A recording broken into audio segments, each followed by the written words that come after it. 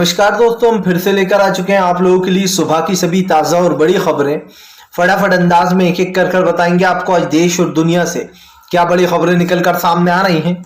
लेकिन उससे पहले दोस्तों एक नजर डालेंगे सुर्खियों पर। प्रधानमंत्री नरेंद्र मोदी के ऊपर गरजे असदुद्दीन ओवैसी, बोले फिलहाल देश में बंटवारा करना चाहती है बीजेपी देश के मुसलमानों को परेशान करके। इसके बारे में आपको बताएंगे। वहीं पर अगली बड़ी खबर में हम आपको बताएंगे अखिलेश यादव का योगी आदित्यनाथ के ऊपर बड़ा हमला, बोले बेरोजगारी और महंगाई पर चर्चा ही नहीं होती सदन में। इसके बारे में आपको बताएंगे। वहीं पर शशि थरूर के खिलाफ दोस्तों कांग्रेस के नेताओं ने G23 ने खोला मोर्चा, बोले शशि थरूर ने चिट्ठी लिखने के अलावा सोनिया को और कुछ नहीं किया पार्टी में, गहलोत के समर्थन में आए कांग्रेसी। वहीं पर अगली बड़ी खबर में हम आपको बताएंगे दोस्तों भारतीय जनता पार्टी को के ऊपर जमकर गरजे राहुल गांधी, बोले मोदी सरकार देश में बंटवारा कर रही है, देश को विभाजित कर रही है। राहुल का पीएम पर बड़ा हमला। वहीं पर गौरव बल्ला ने शशि थरूर पर बोला हमला, बोले फिलहाल अशोक गहलोत ही बनेंगे, अशोक गहलोत का समर्थन करेंगे हम क्योंकि उनको 45 साल का अनुभव। इसके बारे में आपको बताएंगे। वहीं पर अमित शाह पहुंचे सीमांचल तो भड़के तेजस्वी यादव ने बोला बड़ा हमला, बोले बीजेपी का यहाँ कुछ नहीं होने वाला बिहार में। वहीं पर अगली बड़ी खबर में हम आपको बताएंगे चिराग पासवान के ऊपर, चिराग पासवान बौखलाया, बोले फिलहाल महागठबंधन न ज्यादा चलेगा न नीतीश सरकार चलेगी। इसके बारे में आपको बताएंगे। वहीं पर अखिलेश यादव ने की राज्यपाल से मुलाकात, बोले आजम खान के ऊपर लगाए गए झूठे मुकदमे उनको फंसाया गया। इसके बारे में भी आपको बताएंगे। वहीं पर अगली बड़ी खबर में हम आपको बताएंगे दोस्तों प्रधानमंत्री नरेंद्र मोदी के ऊपर जमकर गरजते हुए नजर आया अशोक गहलोत, बोले फिलहाल बीजेपी का मुंह है, कुछ भी बोलती है, बीजेपी की बातों पर भरोसा नहीं। वहीं पर अगली बड़ी खबर में हम आपको बताएंगे दोस्तों बीजेपी के राज में एक और बैंक का हुआ सत्यानाश। महाराष्ट्र में दोस्तों लक्ष्मी, जी हाँ, लक्ष्मी को-ऑप बैंक का जो लाइसेंस है वो आरबीआई ने रद्द कर दिया है। इसके बारे में भी आपको बताएंगे। तो सारी खबरें फटाफट अंदाज में देंगे, एक एक कर देंगे। फिलहाल खैर चलिए बढ़ते हैं सबसे पहली और सबसे बड़ी खबर की ओर। दरअसल दोस्तों आपको बता दें एक बार फिर से कांग्रेस के अध्यक्ष को लेकर घेमाघेमी तेज। अशोक गहलोत बोले अब की बार कांग्रेस से नहीं होगा कोई अध्यक्ष। दरअसल दोस्तों आपको बता दें अशोक गहलोत को सीधे सीधे कांग्रेसियों ने समर्थन कर दिया। उधर अशोक गहलोत ने भी पार्टी को लेकर बड़ी बात बोल दी है। आपको बता दें राहुल गांधी ने पूरा मन बना लिया कि अब की बार कांग्रेस का अध्यक्ष नहीं होगा, अध्यक्ष कोई कांग्रेस के अलग होगा। वहीं दूसरी तरफ आपको बता दें कांग्रेस के इस ऐलान के बाद भारतीय जनता पार्टी में भगदड़ मच गई है। दरअसल बीजेपी हमेशा यह आरोप लगाती रही है राहुल गांधी के ऊपर कि हमेशा कांग्रेसियों ने अपने ही हाथ में रखी कांग्रेस की कमान, कभी किसी दूसरे को नहीं दी। ये लोग सिर्फ परिवारवाद करते हैं और बीजेपी का तोड़ ढूंढने के लिए ही दोस्तों राहुल गांधी ने मास्टर स्ट्रोक खेला है। राहुल ने साफ कर दिया कि अब की बार कांग्रेस से नहीं होगा कोई भी अध्यक्ष, कांग्रेस से कि गांधी परिवार से नहीं होगा। आपको बता दें कल अशोक गहलोत ने एक बड़ा बयान दिया था, जिस बयान में अशोक गहलोत ने कहा कि अब की बार गांधी परिवार से कोई भी अध्यक्ष नहीं होगा और मुझे जो जिम्मेदारी दी गई है मैं उस जिम्मेदारी को लेने को तैयार हूं। अब अशोक गहलोत ने ऐलान कर दिया कि वो अध्यक्ष चुनाव लड़ेंगे। आपको बता दें अध्यक्ष चुनाव लड़ने के लिए अशोक गहलोत ने हाँ बोल दी है। इसी के साथ साथ दोस्तों भाजपाइयों में भगदड़ मच गई है। दरअसल अशोक गहलोत दोस्तों पिछले 45 साल का अनुभव है। आपको बता दें 3 बार मुख्यमंत्री बन चुके हैं अशोक गहलोत, 5 बार जो है यहाँ पर राज्यसभा सांसद बन चुके हैं और भी उनको कई पद दिए गए और उसको बखूबी अशोक गहलोत ने निभाया। 45 साल का अशोक गहलोत का कार्यकाल रहा है। ऐसे में आपको बता दें G23 गुट ने भी अब कहीं ना कहीं शशि थरूर को साइडलाइन कर दिया। जी हाँ, इसके बारे में भी हम बताएंगे, लेकिन फिलहाल हम बात कर रहे हैं अशोक गहलोत की। आपको बता दें ये मतलब साफ हो गया है कि अब की बार गांधी परिवार से नहीं होने वाला अध्यक्ष और कहीं ना कहीं साफ दिखाई दे रहा है कि सीधा सीधा चुनाव जीतते हुए अशोक गहलोत नजर आ रहा है। चलिए बढ़ते हैं एक और अगली बिग ब्रेकिंग की तरफ। बता दो असदुद्दीन ओवैसी का बीजेपी के ऊपर बड़ा हमला, बोले बीजेपी और मोहन भागवत दोनों एक ही सुर में बोलते, इन दोनों की बात पर कोई भरोसा नहीं करता। दरअसल दोस्तों आपको बता दें अभी एक दिन पहले मोहन भागवत ने कुछ मदरसों में जाकर बातचीत की थी, लेकिन वहीं दूसरी तरफ मोहन भागवत मुसलमानों के खिलाफ जहर भी उगल रहे थे, बयानबाजी कर रहे थे। इसको लेकर अब असदुद्दीन ओवैसी ने बीजेपी और मोहन भागवत को घेर लिया। ओवैसी ने कहा कि बीजेपी और मोहन भागवत इन दोनों की बात पर भरोसा नहीं किया जा सकता। ये दोनों एक ही संगठन के। आपको बता दें, ओवैसी ने कहा कि एक तरफ मुसलमानों पर गौ हत्या के आरोप लगाए जाते हैं, उनको पीट पीट कर मार दिया जाता है, दूसरी तरफ मदरसे में चले गए उनकी वकालत करने। आपको बता दें, ओवैसी ने कहा कि फिलहाल ये सब कुछ राजनीति हो रही है 2024 के वोटों के लिए। असदुद्दीन ओवैसी ने कहा कि अगर इतनी ही चिंता थी मुसलमानों के मदरसों की, तो फिर उन मदरसों के सर्वे क्यों कराया गया? जानबूझकर दोस्तों आप समझिए, जानबूझकर खेल खेला जा रहा है कि इसके एजेंट पकड़े गए, उसके एजेंट पकड़े गए, जबकि अगर उनकी असलियत जानेंगे तो वो कुछ और ही निकलेंगे दोस्तों। लेकिन जानबूझकर एसआई वाला खेल खेला जा रहा है ताकि 2024 के चुनाव के लिए एक अच्छा सा मुद्दा बनाया जा सके। सीधी सी बात यह है दोस्तों कि 2024 का ये जो मुद्दा बनाया जा रहा है और ये जो खेल खेला जा रहा है बार बार कि एसआई के एजेंट पकड़े गए हैं, एसआई के लोग पकड़े गए हैं, ये बात में कितनी सच्चाई है? अगर आप मुझसे पूछेंगे तो मैं कहूंगा इसमें लगभग 90% झूठ है और 10% ही सच निकलेगा। अगर कोई दोस्तों एसआई का पकड़ा जाता है तो आप उसके खिलाफ सबूत पेश करिए कि ये एसआई का है। आप सिर्फ कह देते हो कि एसआई का बंदा है, उसको जेल में डाल देते हो, बंदा जो है सड़ता रहता है, बाद में पता चलता है तो निर्दोष है। दोस्तों अदालत और कानून भी कहता है कि एक दिन भी किसी निर्दोष को सजा नहीं मिलना चाहिए, लेकिन अब तो कानून की ये बातें किताबी हो चली हैं। जब से भाजपा की सरकार आई है तब से लोगों के साथ ये व्यवहार किया जा रहा है। असदुद्दीन ओवैसी ने कहा कि अगर बीजेपी में दम है तो वो संघ के लोगों की तलाशियां करवाए, संघ के सर्वे कराए, संघ के ऑफिसों पर सर्वे कराए। खास करके दोस्तों ये जो संगठन बना रखे, विश्व हिंदू परिषद, बजरंग दल, आरएसएस, क्यों भैया इन पर छापे क्यों नहीं पड़ते? यहाँ पर सर्वे क्यों नहीं कराए जाते? जबकि इनमें से कई लोग दोस्तों आप समझिए देश विरोधी निकलते हैं और गतिविधियों में निकलते हैं देश के खिलाफ, लेकिन तब भी इनके ऊपर कोई कार्रवाइयां नहीं होती है। सिर्फ हिंदू और मुसलमान का भेदभाव है और कुछ नहीं है। चलिए बढ़ते हैं एक और अगली बिग ब्रेकिंग की तरफ। बता दें अखिलेश यादव का बीजेपी के ऊपर बड़ा हमला। बोले सदन में बेरोजगारी पर बात नहीं होती, सड़कों पर बैठने नहीं दिया जाता, आखिरकार चाहती क्या है ये सरकार? आपको बता दें दोस्तों, योगी आदित्यनाथ के ऊपर जमकर अखिलेश ने भड़ास निकाली है। अखिलेश ने कहा कि फिलहाल सरकार किसी भी मुद्दे पर बात नहीं करना चाहती है सदन में। अखिलेश ने कहा कि हम सदन में बैठते हैं कि बेरोजगारी महंगाई पर बात होगी, लेकिन सरकार बेरोजगारी और महंगाई पर बात नहीं करते। अखिलेश यादव ने कहा कि फिलहाल प्रधानमंत्री नरेंद्र मोदी ने 2014 में आने के बाद से जो लोगों से वादे किए थे उन वादों को निभाया भी नहीं गया। खास करके उत्तर प्रदेश की सरकार ने जो दोबारा सत्ता में आने के बाद वादे किए दोस्तों, उन वादों को भी नहीं निभाया गया। अखिलेश ने कहा कि ये सरकार सिर्फ वादे करती है, उनको निभाती नहीं है। जाहिर सी बात है दोस्तों, सरकार से कोई उम्मीद रखी भी नहीं जा सकती है। आज जिस तरीके की महंगाई बेरोजगारी देश में फैल गई है, आप देखिए कि चाहे सदन कोई सा भी हो, उत्तर प्रदेश में लगता हो, महाराष्ट्र में लगता हो या देश की असेंबली हो दोस्तों, आज किसी मुद्दों पर चर्चा ही नहीं होती है। और अगर चर्चा करने की कोशिश विपक्ष करता है तो वो सस्पेंड हो जाता है।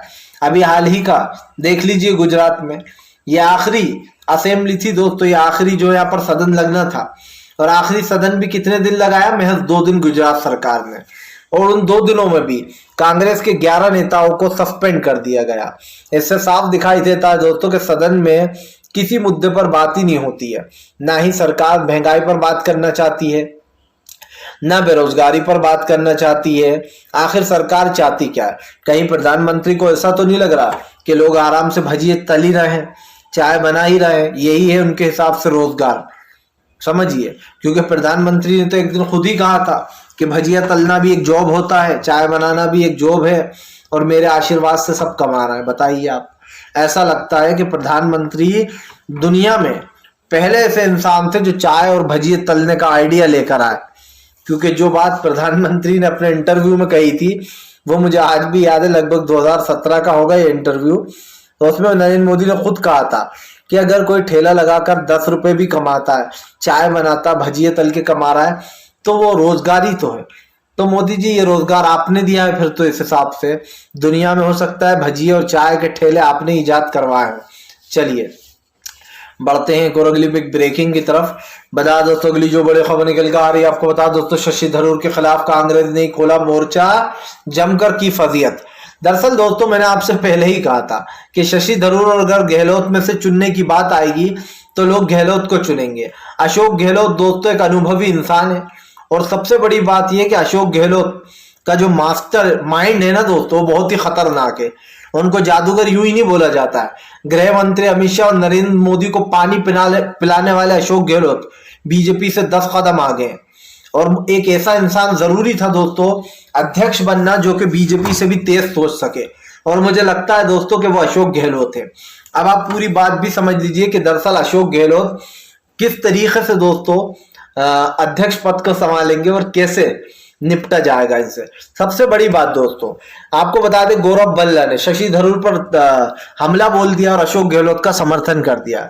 शशि थरूर पर जो है गौरव भल्ला ने हमला बोलते हुए कहा कि एक तरफ है अशोक गहलोत जी और एक तरफ है शशि थरूर जी। अशोक गहलोत वो हैं जिन्होंने लगभग 3 बार मुख्यमंत्री बने, 5 बार दोस्तों राज्यसभा सांसद बने, और भी सोनिया गांधी ने उन्हें कई बार अध्यक्ष बनाया। लेकिन अशोक गहलोत जी का 45 साल का अनुभव है। वहीं शशि थरूर के लिए गौरव भल्ला लिखते हैं, शशि थरूर की इन 8 सालों में महज बस एक ही जो योगदान रहा है पार्टी को कि उन्होंने सोनिया गांधी को चिट्ठी लिखकर उनसे सवाल करे थे। दरअसल दोस्तों शशि थरूर भी उन्हीं G23 नेताओं की लिस्ट के हैं जिसके नाम गुलाम नबी आजाद थे। उनको तो वो तो पार्टी छोड़कर चले गए, लेकिन शशि थरूर नहीं गए। देखिए हालांकि दोस्तों सवाल पूछना सबका हक है, ऐसी बात नहीं है, लेकिन उस वक्त सवाल पूछा गया था सोनिया गांधी से जब वो बीमार थी और राहुल गांधी उनकी देखभाल कर रहे थे, वो हॉस्पिटलाइज थी। तो इस वजह से गौरव भल्ला ने शशि थरूर को सीधा सीधा बायकॉट कर दिया और अशोक गहलोत को समर्थन कर दिया है। और सिर्फ गौरव भल्ला ही नहीं दोस्तों, जो उनके केरल के लोग हैं ऐसा लग रहा है वो भी शशि थरूर को नजरअंदाज करते हुए नजर आ रहे हैं। चलिए बढ़ते हैं और अगली बिग ब्रेकिंग की तरफ। बता दोस्तों अगली जो बड़ी खबर निकल कर आ रही है, गृह मंत्री अमित शाह के ऊपर गरजे तेजस्वी यादव, बोले बिहार में अब कुछ नहीं होने वाला, बीजेपी का कहीं पर भी जाए। दरअसल दोस्तों कल पूरी गोदी मीडिया गृह मंत्री अमित शाह को एक नाम से नवाजती रही और वो है चाणक्य। क्या दोस्तों गृह मंत्री अमित शाह सच में चाणक्य हैं या फिर दोस्तों ये पावर का असर है? आज समझ लीजिए कि चाणक्य असल में था क्या और क्या गृह मंत्री अमित शाह चाणक्य हैं भी या नहीं। कल गृह मंत्री अमित शाह का दौरे की बात होती रही कि वो सीमांचल गए हैं, ये बीजेपी के चाणक्य हैं, अब देखिए ये बिहार में अपनी जमीन मजबूत कर लेंगे। आप समझिए सरकार तो वहां पर दोस्तों बिहार में किसकी चल रही है? अभी तेजस्वी और नीतीश की मिली जुली। लेकिन मैंने आपसे पहले भी कहा है कि सरकार पूरी कोशिश करेगी बीजेपी के वो आने वाले दोस्तों जो चुनाव हैं, यानी कि जो अभी चुनाव आने वाले लोकसभा 2024 में, उससे पहले वो किसी भी तरीके से सरकार को गिराने की कोशिश करेगी। हालांकि अभी इस सरकार को गिरा नहीं सकती 6 महीने तक, लेकिन उसके बाद इनके पास काफी टाइम होगा, लगभग 1 साल का, कि ये सरकार गिराकर अपनी बना ले असेंबली चुनाव से पहले, लोकसभा चुनाव से पहले, 2024 से पहले। लेकिन अमित शाह ऐसा कर पाएंगे या नहीं ये तो वक्त ही बताएगा। लेकिन अब आप एक बात समझ लीजिए दोस्तों, कल पूरी बीजेपी चलाती रही कि सीमांचल पहुंचे हैं, बीजेपी का चाणक्य जरूर कुछ बड़ा करेंगे। देखिए दोस्तों सिंपल सी बात यह है कि अगर आप सिंपल सिविल ड्रेस में घूम रहे हैं तो आपको दोस्तों कोई आपसे डरेगा नहीं, कोई नहीं पहचानेगा।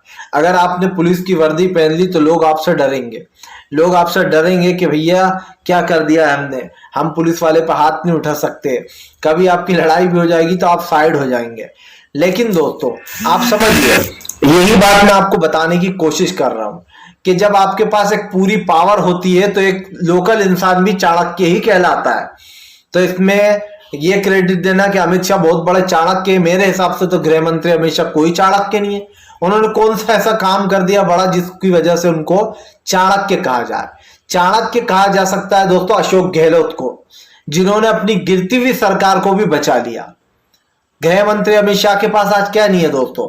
पैसे की पावर है, सरकार बीजेपी की है, पुलिस बीजेपी के साथ है, फौजी फोर्स पुलिस जो है वो बीजेपी के साथ है, तमाम जो सरकारी एजेंसी है वो बीजेपी के साथ है।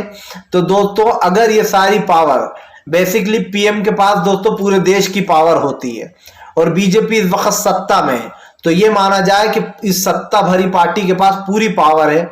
अब आप पैसे का यूज कर सकते हो, आप सरकारें गिराने के लिए पैसे का यूज कर सकते हो, बल का यूज कर सकते हो, आप पुलिस का यूज कर सकते हो, ED, CBI, NI, income tax, इनका यूज कर सकते हो। तो फिर आप चाणक्य कैसे? अगर मुझे ये ताकत मिल जाए, अगर दोस्तों आम इंसान को ये ताकत मिल जाए, तो वो भी चाणक्य ही कहलाएगा। तो ये गृह मंत्री अमित शाह को ये जो नाम दिया गया है कि ये तो बीजेपी के चाणक्य, अरे भैया इतनी पावर अगर किसी के पास आ जाए तो एक बच्चा भी चाणक्य बन जाएगा। और उसके पास ED, CBI, NI, income tax, सारी सरकारी संस्थाएं, यहाँ तक कि आजकल तो कोर्ट भी। आप समझिए, जब सारी पावर एक पार्टी के पास आ जाए तो वो तो अपने आप ही चाणक्य बन गया। तो ये कल जिस तरीके से चलाया जा रहा था, मैंने कहा कि इस चीज पर बात करना जरूरी है कि गृह मंत्री अमित शाह कोई चाणक्य नहीं है। अगर चाणक्य नहीं होते तो एक महिला पत्रकार उन्हें जेल नहीं भेजती। चलिए बढ़ते हैं एक और अगली बिग ब्रेकिंग की तरफ। बता दोस्तों अगली जो बड़ी खबर निकल कर आ रही है, आपको बता दोस्तों, प्रधानमंत्री नरेंद्र मोदी के खिलाफ राहुल गांधी का बड़ा हमला। बोले देश का विभाजन कर रही है बीजेपी, देश को बांटने का काम कर रहे हैं नरेंद्र मोदी। आपको बता दें दोस्तों, राहुल गांधी आजकल अपनी भारत जोड़ो यात्रा पे है और भारत जोड़ो यात्रा को लेकर राहुल गांधी लगातार सुर्खियों में बने हुए हैं। आपको बताता चलूं, राहुल गांधी ने प्रधानमंत्री नरेंद्र मोदी पर हमला बोलते हुए कहा कि फिलहाल आज देश का विभाजन किया जा रहा है, देश को टुकड़ों में बांटा जा रहा है और हम ऐसा होने नहीं देंगे। राहुल गांधी ने कहा कि इस देश की सबसे बड़ी खूबसूरती है यहाँ की अखंडता, यहाँ का भाईचारा, उस भाईचारे को खत्म करने की कोशिश की जा रही है। दोस्तों गांधी जी जो थे उन्होंने काफी कोशिश की थी कि भारत के टुकड़े ना हो, लेकिन जिन्ना और दोस्तों आपको बता दें, जिन्ना और जो मिलकर पूरे भारत को जिस तरीके से इन्होंने, जिन्ना और सावरकर ने मिलकर तोड़ा था, ये साफ दिखाई देता है। आज भी उस चीज को लोग दुख मनाते हैं। लेकिन सबसे बड़ी बात यह है दोस्तों कि फिलहाल गांधी जी ने रोकने की कोशिश की थी, लेकिन जब नहीं हुआ तो दो देश दो हिस्सों में बढ़ गया, एक तरफ पाकिस्तान हो गया, एक तरफ भारत हो गया।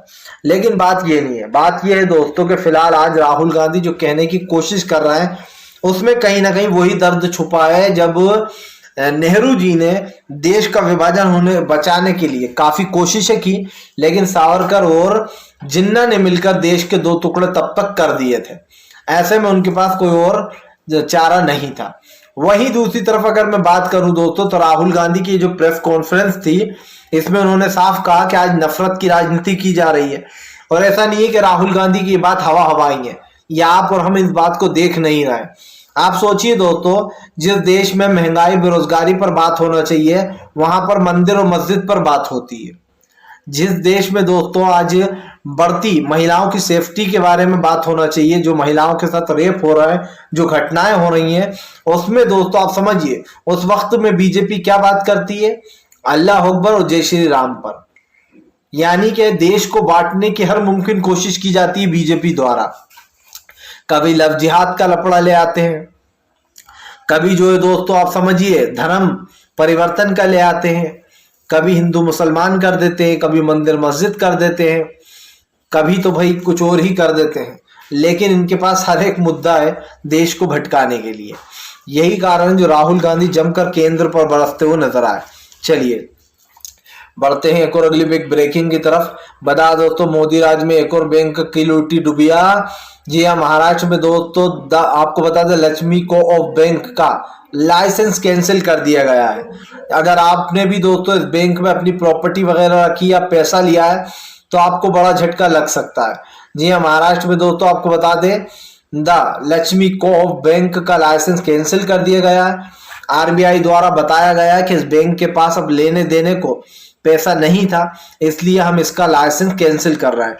हालांकि बैंक ने यह भी निर्देश दिए हैं कि जिन लोगों का पैसा वगैरह या जो है उनको 5 लाख रुपए तक लौटाएगा बैंक। अब दोस्तों आप समझिए, जिन लोगों ने इससे लोन वगैरह ले रखा है या पैसा दे रखा है, उनकी तो लुटिया डूब जाएगी और सिर्फ 5 लाख रुपए तक ही उन्हें मिल पाएगा। तब आप समझ लीजिए कि बैंकों की कैसे हत्या हो रही है एक एक कर कर। फिलहाल वीडियो अच्छा लगी तो लाइक करें, चैनल पर पहली बार आए सब्सक्राइब करें, पास में घंटी आएगी उसको भी